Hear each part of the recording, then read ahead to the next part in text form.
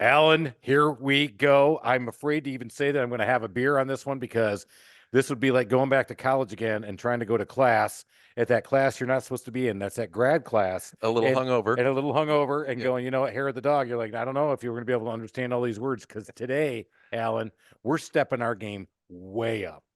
Now, Yeah, you've really outdone yourself this time. I'm excited about this, but I'm going to say, right again, he's a fellow engineer. And we both went to engineering. You're trying to ride on his coattails? You like this? Yeah. Huh? Yeah. Hey, we both went to technology schools. Mine Mhm. just happened to be Michigan Technological University, not the Massachusetts Institute of Technology, and then go out to Stanford. So I got a little outclassed between mine and what I did, but I do have my master's in mechanical engineering. So I feel like there might be a kinship. There might be some stuff we could share. Nice try. All right, I'm done. Yeah. All right, I tried. We have Carlos Martin from the Harvard Joint Center of Housing Studies. I think Lord. I got that right. That's a lot of words, right? It's just so impressive. It is so cool. Not too many words. So great to see both of you. And I'll try to catch up with you at some point, Chris, at least with the beer count. All right. We want that. Oh, good. We talked before we went on air that we'd offer him a beer, and he said, that's big words coming from a guy who is talking to me on Zoom. I'm like, all right. Well, so if you're ever in Atlanta, open invitation. We are always ready to go for beer. So sounds good. I'll take you up on it. Everybody, you're in your car. If you're driving around, if you're in between, you're doing a walk, you're getting out there doing something healthy, strap in. Let's get going because this is going to be a lot of fun. Can't wait. Carlos, before we get started, so I did hit a little bit of your background. You went from the East Coast to the West Coast. Tell us how that arc happened after school and how you stayed in the field of housing and what you've done. Yeah. So I've always been interested in sort of the physical quality of our homes, right? And the people who touch the homes most are our remodelers, are the people who live in the homes, sort of people who sort of live in the daily business of communities and community development. So I feel like that was always sort of my upbringing. I come from a long line of entrepreneurs. And a long line of people who took care of their own homes, right? And took care of their neighbors' homes. And so that was always fascinating me. So my whole research career has really been around in this sector about what we do with our homes and who takes care of them. That is amazing. So I'm going to let Alan jump. No, you've got to tell our listeners about the image behind you because I think it's a neat story. It's just a gorgeous picture. Before we said hit record, I said, "Where are you in Tuscany?" Because he's in this vaulted brick. It's just gorgeous. It looks like it's in ruins, right? Because it does. All over it. And it is. So this is a picture of my great grandfather's, my maternal great grandfather's home in central Mexico. And the reason I still have it up on the Zoom picture is because I just gave a talk to the World Bank on housing technology, and I wanted to show them how important it is that you realize how the culture and the history of the people who produce homes in your regions is just as important as any newfangled technology that they would be adopting. So I kept it up, and I haven't, because of course it took me like 10 minutes to figure out how to put the picture up in my Zoom background, and now I can't figure out how to take it down. Lovely. You went to Stanford and MIT and you can't figure out how to. I know. I'm a civil engineer from Stanford. Sorry, Stanford. I'm embarrassing you. But maybe if you've gotten in a better school. If you're listening on the podcast, you can always go check us out on the YouTube channel to see what this looks like because it is amazing. It's a really cool piece. But it does bring you back to, because again, all houses, it just comes back to what we're looking at here on that background. You can have the newest fangled stuff. But I love the fact that it's just part of his roots and it's in his career now. Yeah, I think that's great. That is. I know it. I love that. And so it also reminds me of the meme during the COVID things where they were doing the Zoom calls and the attorney was on with the lawyer, with the judge, and he had this filter on that his kid put on where he had it was a kitty mask. So he looked like a cat. And the judge kept saying, "Sir, can you please remove that? Can you please?" And he kept going, I apologize, Your Honor. I don't know how to. And I'm like, I know you don't because I don't either. That's exactly right. We're all sort of in this spot. You think we've been doing it for 3 years now. We've got figured out how to put up pictures. But I'll take it down at some point. But it's not a bad picture. So no, I'd say it's a great talking piece. And I love how you tied that in with the technology because you're right. In today's day and age, as we build houses, we're all looking for the newest fangled thing, but you've got to have the basics down first. But how many years has that been standing? I mean, it's just, that'll go for centuries. This home was built in 1893, I think. Wow. Yeah. So it's been around. I mean, nobody lives there, and some of the walls are collapsed completely, right? It's more of a ruin in the countryside at this point, but I get to go see it every once in a while when I'm back down there. And it just reminds us of like the people who built their homes on their own and people who helped build them, right? The people who had that knowledge locally, how important that tradition is. Yeah, I think that's huge that you tie it back, because a lot of times we can forget what it's all about when you first get started doing this stuff and getting into it. So, all right, so Right. you got into this, and then eventually got over to the stuff that you do today. And so, why don't you tell us a little bit about what you produce and your mission from your viewpoint? Because a lot of us consume what you guys produce, but from your viewpoint and your mission, what do you think you are producing and providing for us? Right. Well, I'm happy that you're reading it. And happy that there are people who are out there listening to picking up our research. And we try to make our research as accessible as possible. So it may be helpful for me just to describe the Joint Center for Housing Studies. We're sort of the oldest university-based research center that's focused on housing. And even though we're all researchers from a wide group of different disciplines and approaches, we try to make our work as accessible to a wider audience, particularly to people who are making policy decisions around housing. So we produce these things called signature reports. The most famous of them all is the State of the Nation's Housing that we produce every year. But my program, so I'm the director of the Remodeling Futures program. And my predecessor, who I always want to acknowledge and thank for getting me the job. He started the Remodeling Futures program over 25 years ago. His name is Kermit Baker, and he's still chief economist at the American Institute of Architects. Again, a group that represents a lot of small businesses, a lot of small design firms, right? And Kermit mentored me into this position to really think about not just the remodelers who are producing the industry, but also what they're producing, what the physical quality of our homes are. So our signature report for our program is biannual, not annual.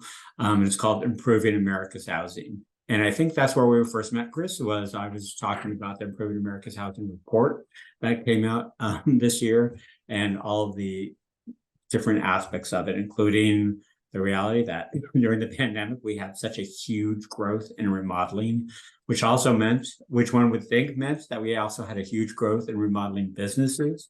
Not sure if that actually happened. There were some interesting things occurring at the same time.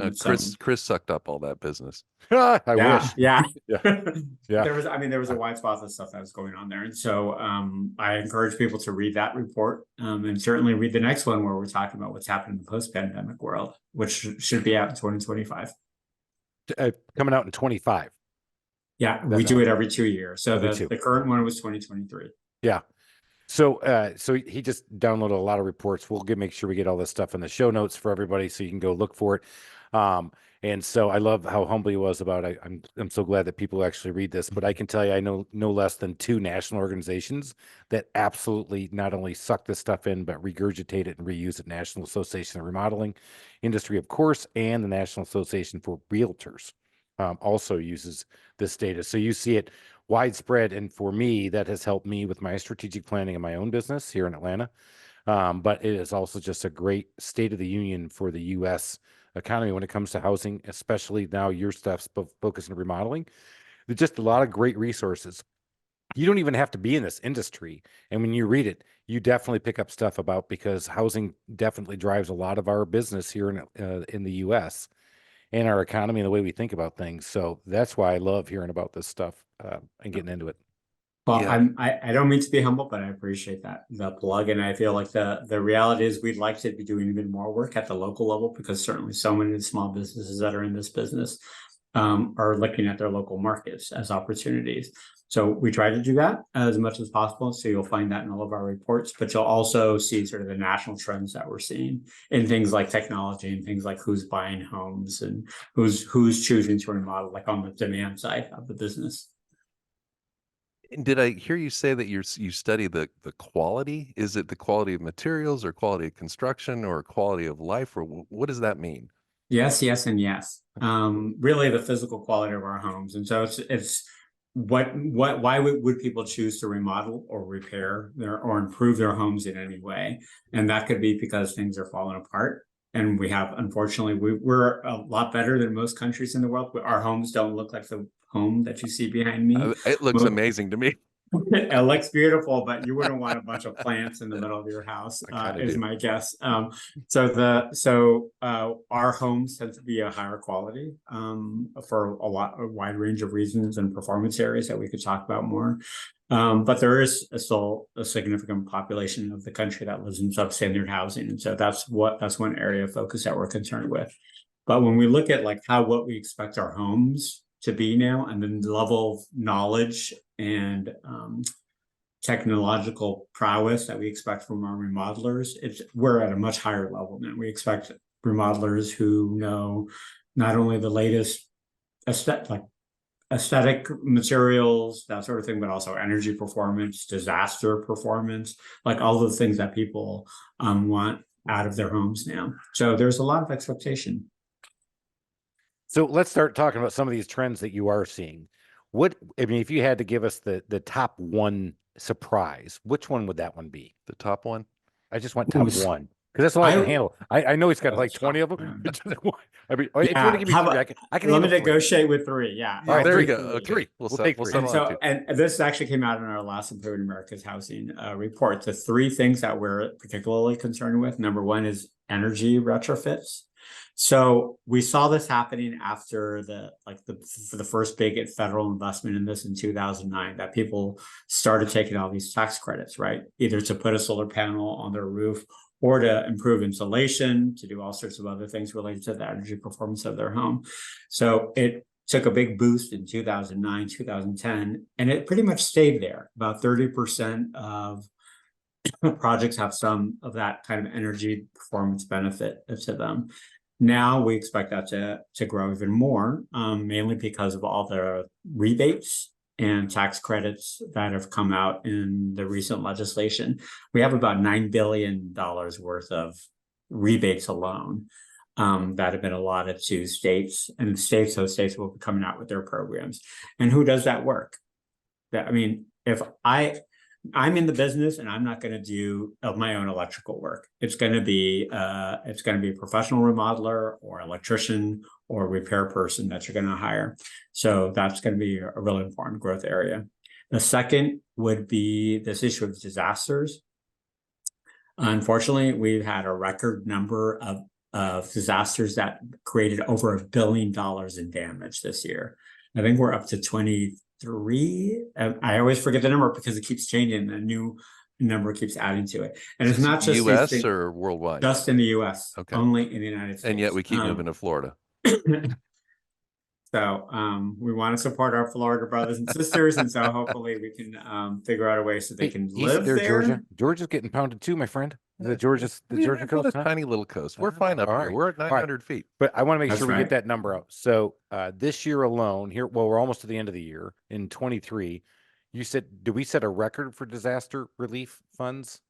Not of relief funds. So part of the challenge is, of course, that the long-term relief funds have a lot to do with Congress doing special appropriations on top of that. So that'll be a little more complicated. And so I would say it's a record number of disasters that are over $1 billion of damage. Wow. Yep. That's I remember you had said that, and that's a staggering number. And I think I'm gonna put words in your mouth. You attribute that to a lot of people have moved to the areas where disasters happen more. So we're attracted to Florida. Alan, you're getting kind of that age. I'm feeling the call of the siren to the villages. That's inland enough. There's a lot of that happening, and unfortunately, homes are worth more now than they ever have been in the past. And so a lot of the damages are just because there's simply more homes that are higher value, more buildings that are higher value.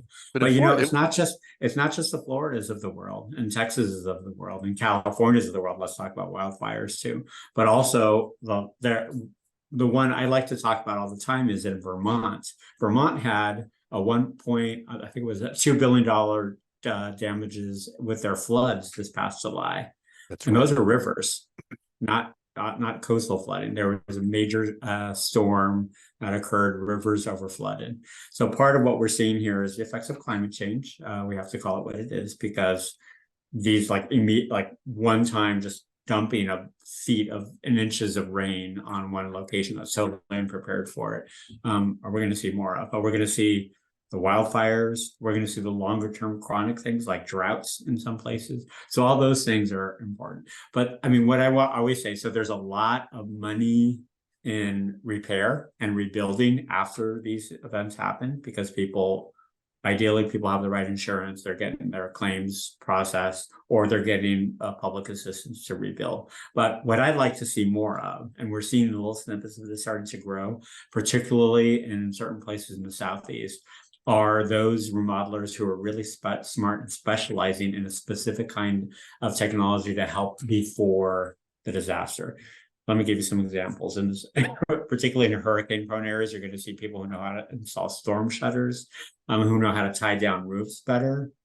This is all retrofit work. It's not, I mean, there are certain new codes can handle new construction, but for remodelers right now, there are things like that. Elevating homes, there are whole firms that their whole line of business is just elevating homes. So I think there's some interesting examples of how that's going to play out, which I hope to see more of. Yeah, no. And I was thinking about it because he's not building elevated homes. He's taking a home and they move it up and add more foundation in it. It is interesting how things change, because back in my enterprise rent-a-car days, was it Hurricane Andrew that just devastated Southeast Florida? Yep. And before that, they had no building code, or at least it changed to where you couldn't have, I mean, they went to cinder block construction, and it was, that's a pretty significant change. And it's kind of surprising that they didn't do that before. So I do love how business adjusts to the needs of the consumer. And in this case, it's a big need. I mean, if you're listening to this, it just, again, can you get into a business that just seems so what's the word I'm looking for? Niche. Yeah. And elevating homes. I'm the elevating home guy. You're like, well, who's going to buy that? Well, Carlos just told you. A lot of people are doing that because they want to sit there on the beach. They want to keep their house, but they don't want to move, but they're willing to pay somebody to jack it up, put a bunch of cinder blocks underneath it, and raise it up another story. When we first moved to Georgia from the West Coast, we switched, to a local insurance agent, and, I'd made sure that we had earthquake insurance. And he looked at me funny, and he goes, "You're the first person who's ever asked me for earthquake insurance." And I mean, he'd been in the business for 30 years. And that year we had, a minor earthquake, but he told me his phone rang off the hook after that. Oh my gosh. Yeah. All right. So ideally it reduces your insurance premium too, if you're doing these things, or it makes you accessible in places like Florida, where a lot of people are losing coverage completely. Yeah. It allows you to buy insurance. So, yeah. And then same thing happens with fires. There's a whole crew of specialists in California and Oregon now, of specialist remodeling firms, who will come and do an assessment of somebody's house and say, this is what you could do to help prevent, at least fireproof, if I could use that word, your house a little bit better. Wow, that's cool. All right, so that was the second one. That was the second one. Energy retrofits, disasters, and here we go. You only wanted one, and now you're pushing for three. I'm writing stuff down now. But we'll stick to the three. So the third is actually, it has more to do with the people who are living in the home, and that's the aging of our population. So people need, and the reality is, people don't want to live. Yes, we're all pointing at each other, except me. Thank you, Dr. Marvin Rosenzweig. But yes, we're all hitting a point in our lives that requires us to think about what we're going to do in the future. Nobody wants to live in a nursing home. Nobody wants to move in with their kids and their grandkids and that sort of thing. So there's a big push for aging in place technologies. So a lot of that is, some of the stuff you could guess, like easy stuff like grab bars in the bathroom and the shower stalls and that sort of thing. But some of it's a little more complicated, a little more nuanced, depending on how people age, like whether they have any kind of mobility up and down stairs, whether they loss of hearing, loss of sight, that sort of thing. So there's a whole crew, I think, of organizations, as well as private sector, small businesses, that are going to start specializing in that. That one is a good one, and I'll tell you, I'm actually partnering up with an aging in place specialist. I am actually we're quoting our Is first. that your gout doctor? No, that's a different one. Oh, okay. It's your liver doctor? No, that's my gout doctor. Yeah. I'm on a long list of medications. It all happened this last year. I don't know how, but don't worry about that. The chickens have not come home to roost. Bacchus? Tell us. Yeah. Well, anyway, so I am going to Vegas in January. Yeah. But anyway, back to that. I'll give you a great example of a niche industry. These guys had developed impact protection for military vehicles and implemented them in vehicles, and they're out of Detroit. And now they're implementing fall protection program in commercial, and they're trying to get into the residential market. It's like airbags in your house. So no, what it is a floor you put in, and it's actually, it doesn't feel very comfortable, but it almost eliminates concussions if you fall. Oh, wow. And it minimizes bone breakage. And what they do is you put it down over a subfloor, and then you have to put either carpet or a glue down system over it. And so we're going to be the first installers here in the Atlanta market in the residential areas. So we're picking up the material literally. Here we are in December 23. We're picking up the stuff tomorrow. We're going to work with it over the holidays, and we're quoting our first 2 jobs these next 2 weeks. Oh, that's awesome. It is. And that's very cool technology too. It sounds like the stuff they would put on playgrounds when I was a kid. Right. Right. Exactly if right. You fall off the jungle gym. Yeah. Right. Yeah. So, and on that note, I should say that my colleagues in the Joint Center and the Housing and Aging Society group just came out with their signature report last week, called Housing and Aging Society. And it talks about some of the technologies, but really about who the people are and what the reality is in this country. We're becoming an older population. And again, I'm going to keep mentioning this. This stuff is all available to anybody who wants to get it. And that is so key, that this research is put together by people way smarter than me. I'm not going to put you guys into it. If you're listening to it, maybe you're way smarter than me too. But when they put this stuff together, man, buckle in, read that stuff up. I have to read it a couple times. I have my dictionary on the side. And I as soon as they come up with that AI thing to translate, I was waiting for you to go for the cliff notes. Spark note me, baby. Spark note me. So it's all great stuff. And it while it might not be your exact industry, you will pick something up, especially of course it is for me, so it's interesting, but you pick up stuff like this stuff about disasters, and oh my gosh, maybe I don't have the right insurance in my own home, or maybe I need to find out a way to do a better thing, or maybe you find a niche industry out of this that you can go get into and go have fun with. I love it. Yeah, and I like to think that housing affects everything. So much of the work that we do looks even at people's savings rates, just to see how that affects housing, remodeling, et cetera. So, I mean, a lot of the information that we provide can be useful for any kind of business. Yeah. Awesome. All right. So those are the 3 big things that came out. Is there one other one you want to add? I'm ready. I can write it down. Ooh, I'd say so because there was such a huge boost during the pandemic of people doing remodeling, there was an interesting boost of DIYers. That started doing more work. And so that's one trend we're going to keep tracking, how much, because the overall trend is actually this is probably the most surprised. If you were asking me for one that surprised me, that there was a slight uptick in DIY, because over the last 20 years, we've actually seen that going down and more people relying on professionals to do the work for a lot of reasons, right? Nobody has the bandwidth. Nobody has the knowledge of what they're doing half the time. I say that as somebody who has tried to do DIY work and have made a hot mess in my house.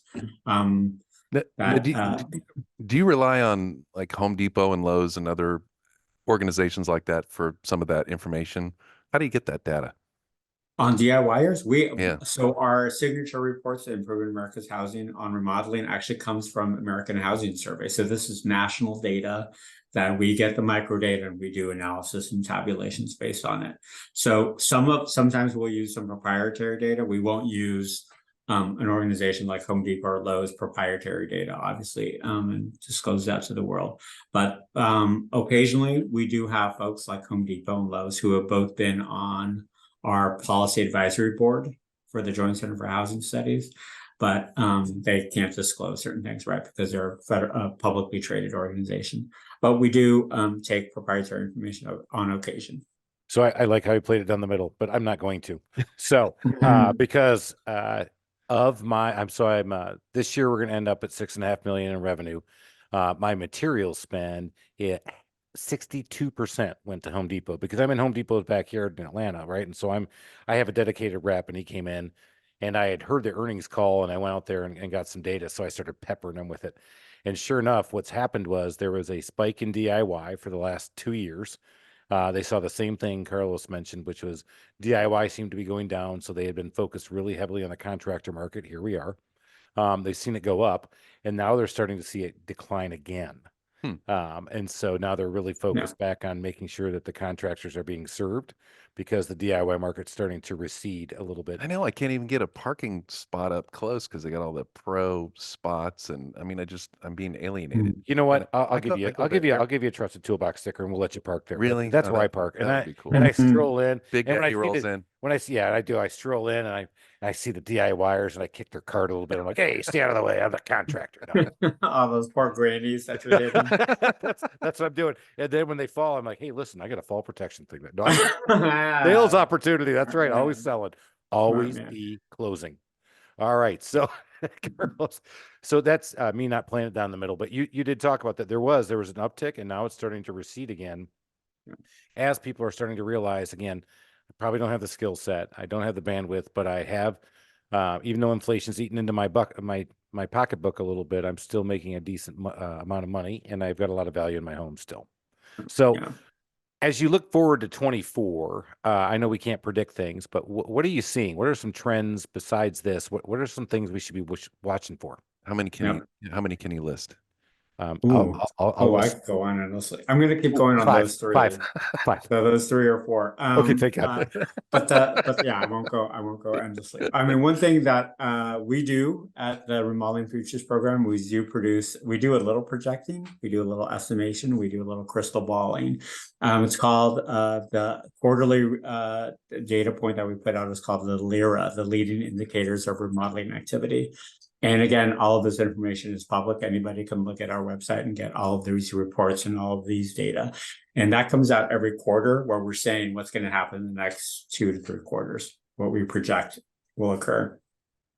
And we still project a reducing industry, a reducing market base, simply because during the pandemic, that was just sort of a blip in the world that there was so much investment in homes. So we could talk a little bit about like what does that mean? Are people's homes meaning something different now? Which I think is something really important to think about, because I think we do think of our homes differently now that people can telework, et cetera. So that's going to be maybe the 5th one, if you let me get to a 5th one, is this idea of people moving to teleworking, people spending much more time in their homes, and really rethinking what the relationship is to the number of rooms, the number of spaces, what they're doing in their homes. Okay, so that's number 5. Or did I hit? I only wrote down one. That was one. That was the one that we expect to see a little bit more of, a little more understanding of what's happened in the post-pandemic world. But the first 4 are certainly going to keep playing out in different ways. So you said the numbers are trending down a little bit on investment in their homes. Is that what I heard you say? But it's really relative to what they were spending in COVID. So what is it relative to just the pre-COVID baseline? It's going back to pre-COVID. Yeah. And we're going to see continued improvement. We may see in the next so this is going to be even longer than the next year, if I could do a little more projection. Assuming that these IRA, Inflation Reduction Act rebates actually are implemented well, we could see an uptick over the next couple of years, because they're supposed to be out for the earliest state that I think is going to be producing them are states like California and New York, that have a lot of resources to invest in their energy planning and that sort of thing. They've got their money from the federal government once they submit plans, and no state has submitted their plan to DOE yet. They'll be doing it this summer. So the earliest we'll see is this fall, but they'll be good for 10 years. Got it. So Chris really wants to know, should he buy a boat next year? Is that where we're going? I don't think you'll get a rebate for a boat. I think that's one thing that's going to be excluded. Well, what if I put a solar panel on it? Maybe. And maybe if it's a boathouse with a solar panel, we could talk. Oh, I'm going to stick solar panels on everything. Yeah. So I got my chickens out in the backyard. Hey, I'll put solar panels on. So, where's my rebate? That's All right. right, so Talk to that's your it. talk to your tax guy.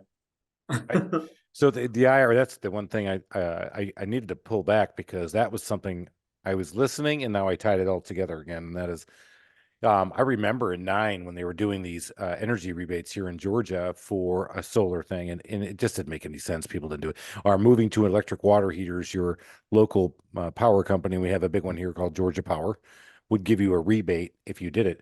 But those all kind of went away. And so what Carlos is saying is they're all coming back. That was part of the act that got passed, but we won't see a lot of this until the fall of 24. Is that what you're Correct. saying? Yeah. That's Okay. likely when you're going to start seeing states actually developing their plans and offering the rebates to people.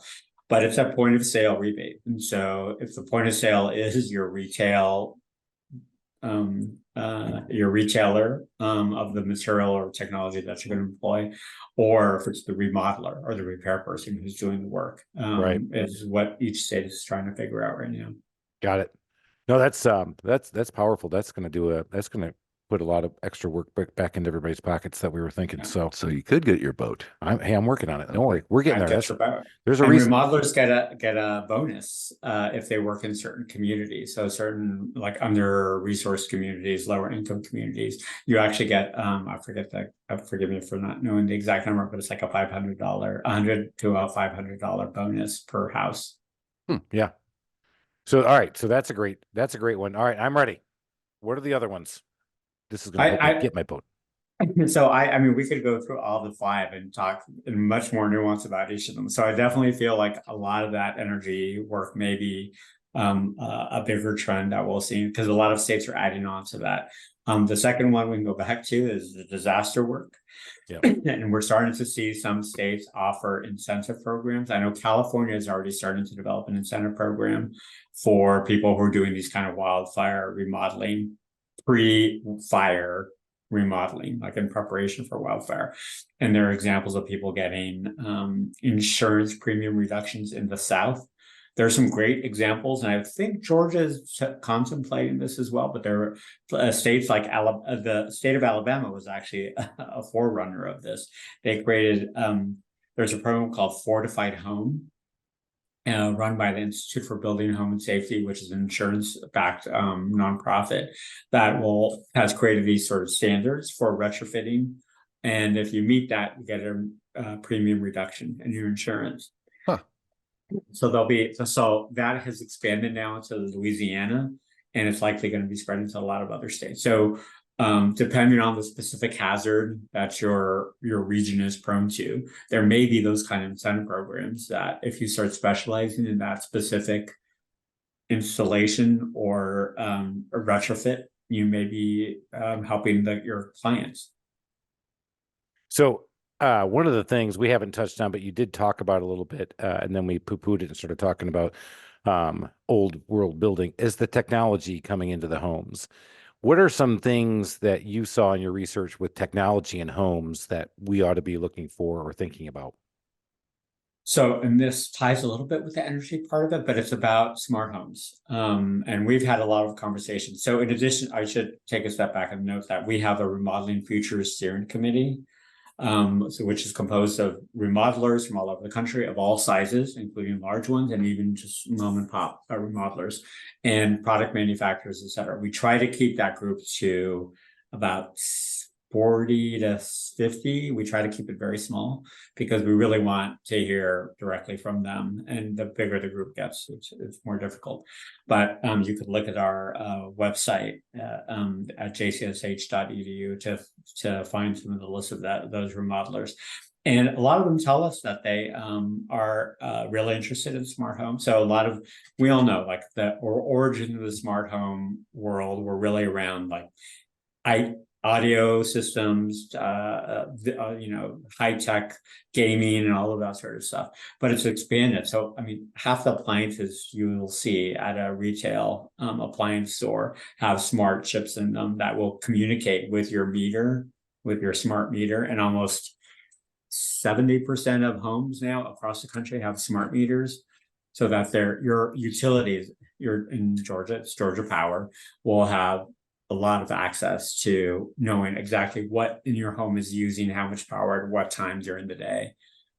So the benefit of that for the consumer is that you could start staggering it so that you're only using certain kind of systems at the right time. But a smart remodeler who's able to connect all of these things on behalf of the consumer will be able to tap into some of those resources that are being incentivized by a lot of your local utilities. And then there are big groups like Google, who are investing in the kind of interconnection technologies. The famous example is Google Nest, if anybody out there has heard of this. So that kind of smart home technology is also no, not you, out. Google. No, Google, stop. Sorry, they heard Google here in my office, and here we go. So I'm kidding. All right. So there you go.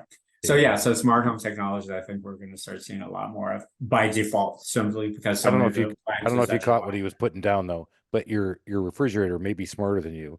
And when you open up your refrigerator and you go for that beer at 10 o'clock at night, and it says, "Are you sure you need that, Chris?" Yes. I'm like, Chris, shut up. You're trying to no longer be morbidly obese. Yeah, come on. You're just trying to be slightly overweight. But he brought up the Google Nest, and I want to bring up a project we're working on here at Champions Place, which is helping disabled adults have an active lifestyle, so they're not mentally disabled, they're physically disabled. And Google has worked on a number of connectivity things that they're doing, and we're actually working with them and implementing it in their own homes here. There's 90 different homes in Atlanta that we're doing this. They have a center that we worked on this with them. So we're the handyman. We come in and we install the smart switches so they can turn on TVs. And I'm not joking. I actually do have Google in my own house because we practice at my house to help this disabled adults keep going. But it's really cool. And some of the things that they're doing and then we've done, and Google is working with them on, is they developed their own translator. So the individual adult will speak a number of sentences and paragraphs, send it to Google. Google translates it, puts it back in, uses their translate. So when they say, "Google, call dad," and it's hard to decipher for us, it actually knows it, and boom, the dad's calling on the TV in the room with them. Google, open the blinds. Google, open the door. So the door, the blinds, the lights, we've helped install. So that's why I asked about the smart home stuff, because I do think that that's going to be a big trend for all of us. And you tied it back to energy efficiency as well. So I think that's going to be amazing. You are going to have to put solar panels on your chickens.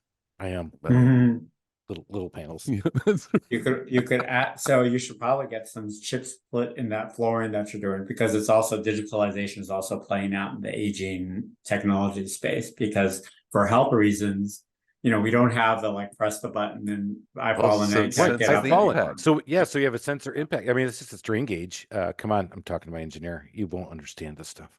I'm sure it's why won't they put chips in a football in the NFL if we can put chips in the floor and make our ovens talk to it? All right, maybe they have. Carlos. And I'm, my fantasy football playoffs start this weekend, so now I'm calling foul. I knew it. So I think that's going to be a wave, and it's not just for the home itself, but there are a lot of artificial intelligence applications that are starting to be used by remodelers in their business, both for determining what kind of clients they want and how to solicit their clients. But there's also a lot that's going on with regards to note taking. So you could have, instructions to your crew or your trades superintendent, and the notes become automatically documented. So there are a lot of real interesting things like that are starting to play out that we're seeing happening.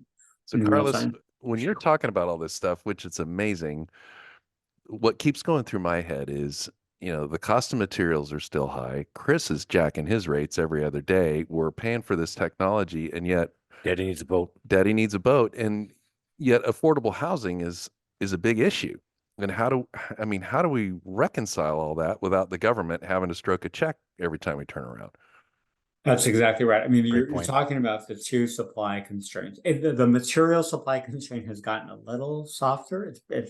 We've stabilized. We don't have the volatility that we saw during the pandemic, right? Across all materials, But the labor side is the big question, I think, that we're going to be tracking on the supply side. Well, the same thing with the low carbon footprint and sustainability. I mean, all of that right now is it's more expensive.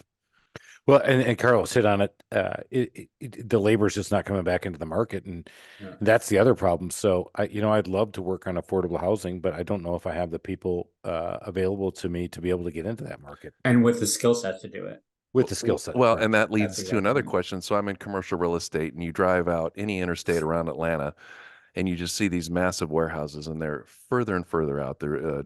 Governor Kemp's done a great job of landing just massive multi-billion-dollar projects, battery plants, EV vehicles, and they're in these areas where I'm like, who's going to work there, and where are they going to live? And are we as we are bringing more manufacturing back to the States, or are we going to go back to the what did they call it when the automakers built the little neighborhoods around and they had the company Mhm. towns? Company towns, that's right. So, I mean, that's like crisis number one, right? So if I'm taking an even further step back from the remodeling futures work, if you read any of the Joint Center for Housing Studies signature reports, we talked about the affordability crisis in this country. We've never seen this level of inaffordability in history in this country, that's a frightening thing, right? Because then people can't afford to buy a home, but people can also can't afford to leave their home, right? Because they don't have other options financially.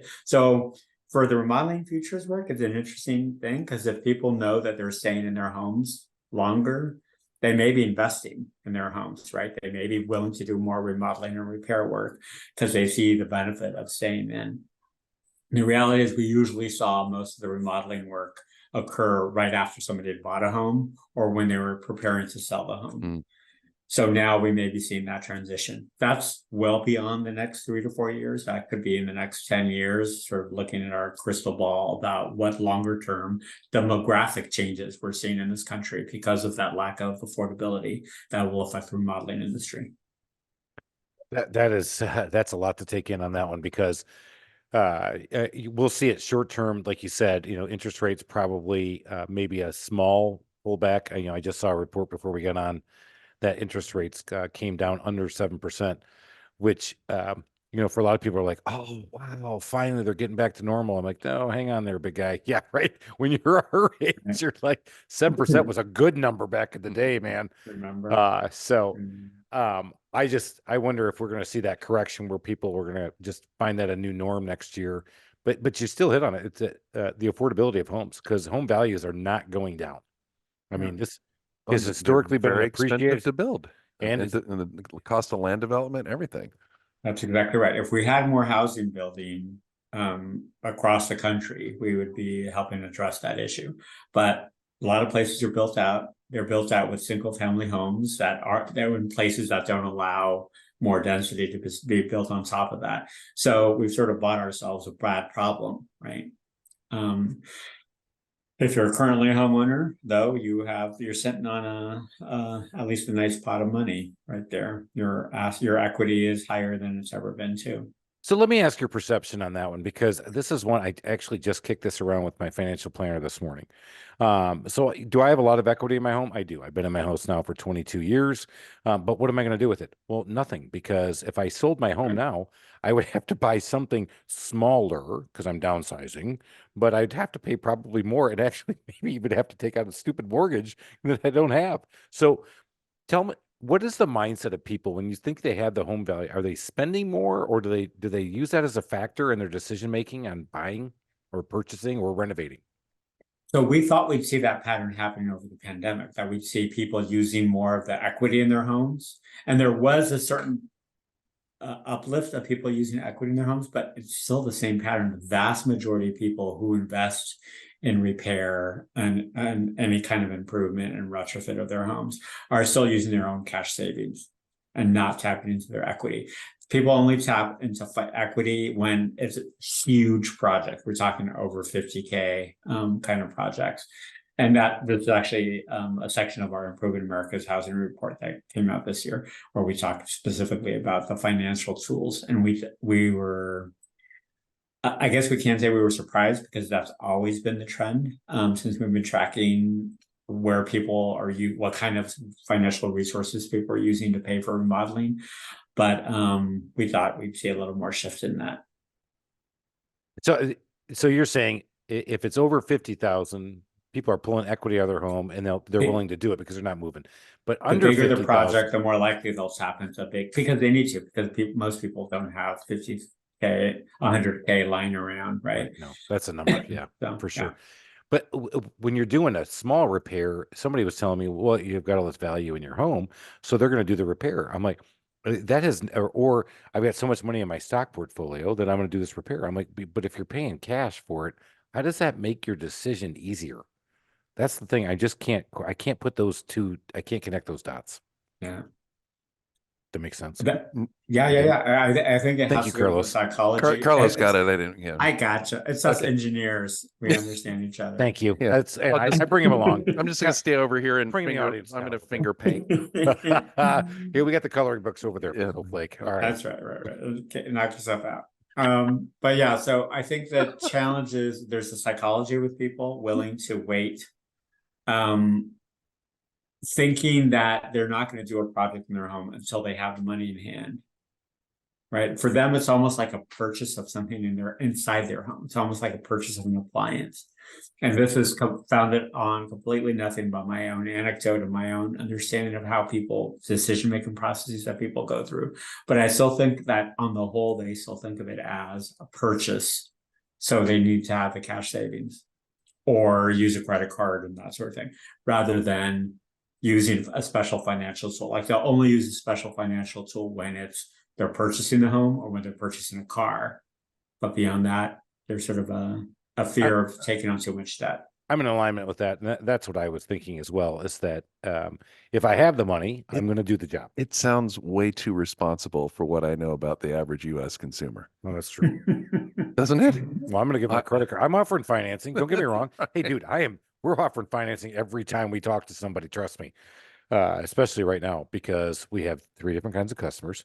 Which bucket? And now you know how to ask about or talk about financing. Because of the podcast, I learned how to sell financing. Not the Chris way. Because I was really bad at it before. Because for 14 years, Carlos, I would come in and say, well, we're looking at this, Mr. and Mrs. Jones. We're probably going to do the bathroom. They go, how much? I said, well, it's between 20 and 25,000. Oh, that's too much. Oh, well, I do offer financing, which I'm basically saying, oh, you poor bastard. I can give you money, but you're too poor to take it. So my sales approach was horrible. So we've had to fix that. I'm getting much better at that. Good to hear. Hopefully you got people taking it up. We're getting some interest. Yeah, we're actually we are. Yeah, it's actually helping out a little, quite a bit. But I still think it's that same way.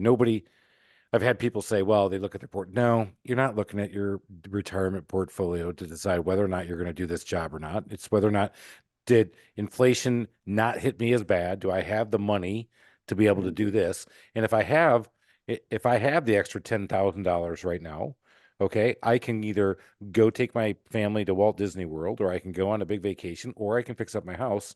But I've already fixed up the big things in my house, so yeah, I'm going to go on vacation for a while. And I'm thinking it's going to start to come back, where people are, to Carlos's point. I think you mentioned this before, is that people will be working from the homes for the foreseeable future in a hybrid status. But I've always said this: when I was traveling, I was gone 5 days a week and in the house 2. And so what was I most worried about? Only 2 days a week did I see anything in my house that was broken. Today, if I work in the office 3 days a week and I'm at home 4, I get 2 extra days to look for things around the house I don't like. Or back to your point, I experience my home differently. I need that office. I need that space where I can lock the kids out, because I haven't built any kid cages that you guys know about. I only build doors to allow people to close off themselves into offices. We're going to do a new survey that we've done for 4 cycles now, every 2 years, with the Farnsworth Group, where we look at different specific technologies. We look at a lot of healthy housing kinds of technologies.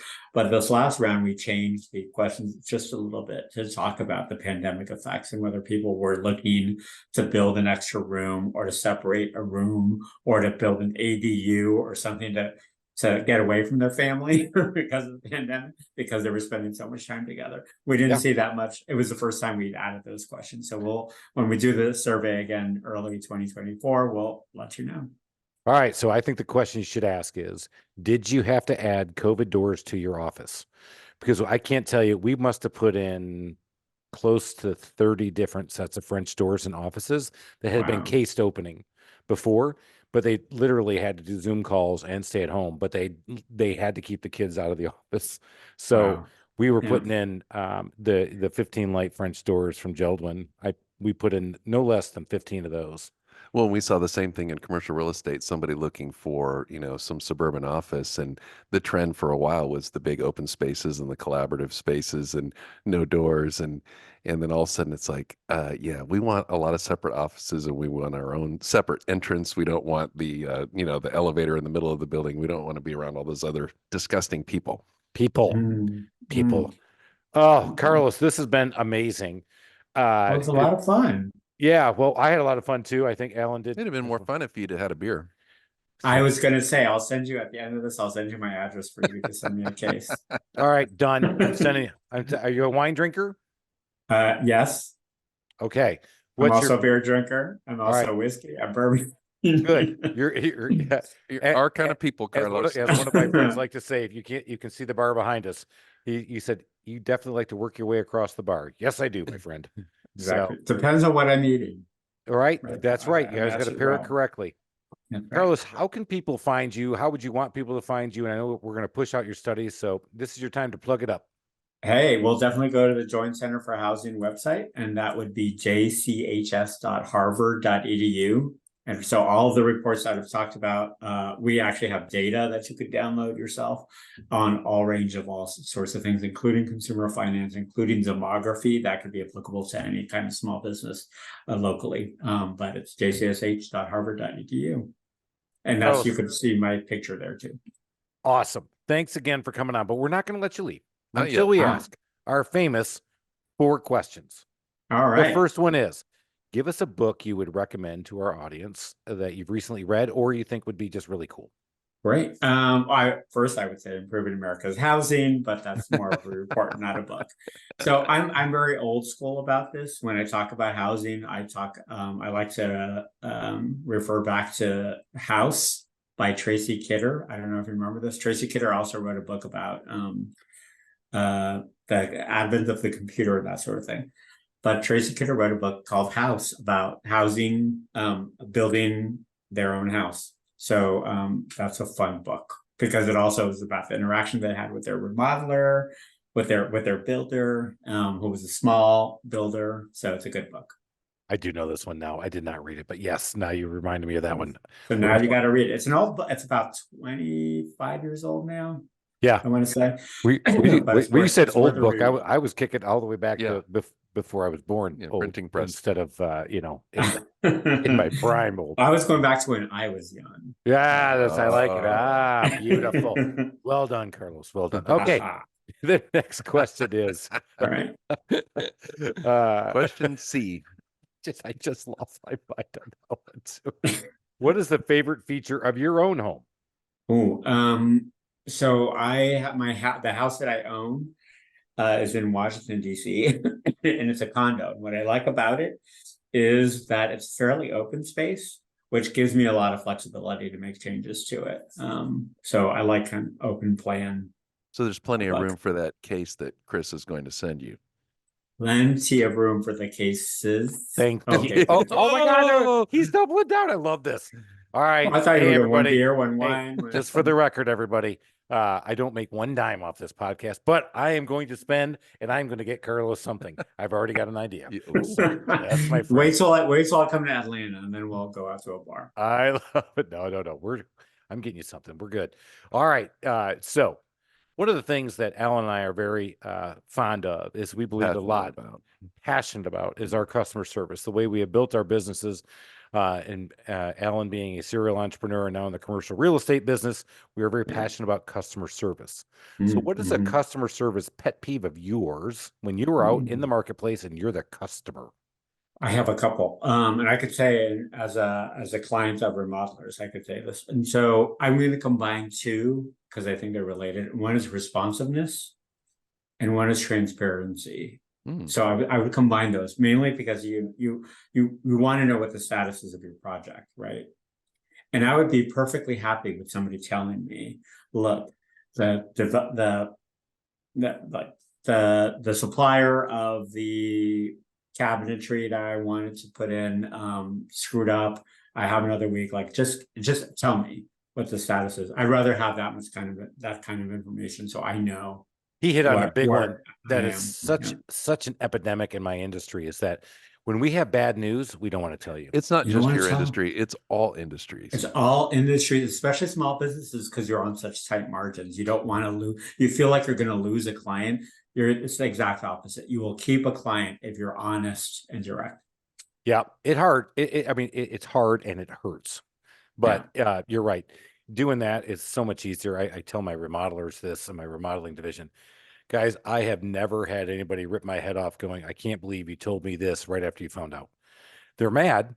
They don't like it. They don't like the delay. They don't like hearing this, but holding it for 3 weeks and then telling them, I said, you absolutely didn't get you lit the fuse. Yeah. And you deserve what you get. And if you just rip the Band-Aid off and do it now, you can recoil, you can rebound. A lot of re's there. All right. Yeah. Think of yourselves as doctors, right? And you want your doctor to tell you the truth. Yeah. Rehab. I'm not going to that. Okay. Call me Amy Winehouse. I'm going back. All right. Last question. What is a DIY nightmare story of yours? Well, I have a recent one. And so part of the challenge was pandemic, right? And so he started a 2-bathroom remodel right before the pandemic. It literally was a month before the pandemic started. So guess how long it took to finish? It took about 4 years to get my bathroom remodeled.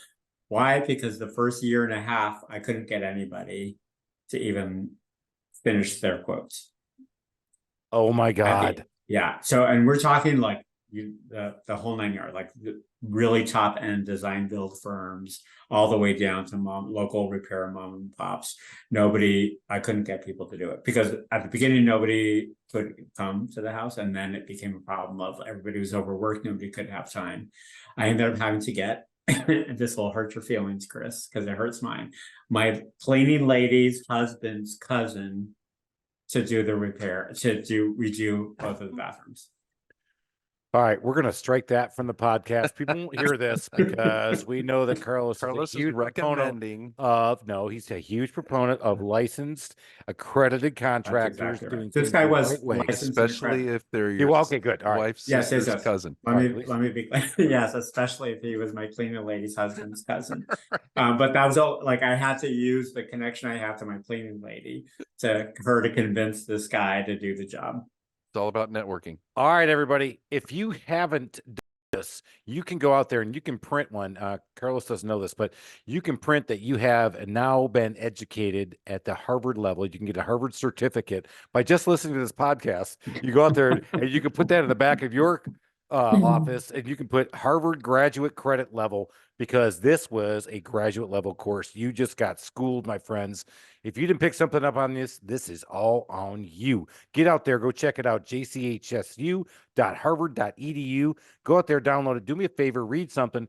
Get back with me and tell me what you think you learned. I'd love to hear from it. We're going to do more from the email bag next time we get back on here. We're out of here. Carlos, that was awesome. Cheers, everybody. All right. Thank you. Thanks, Chris and Alan. Bye, everybody.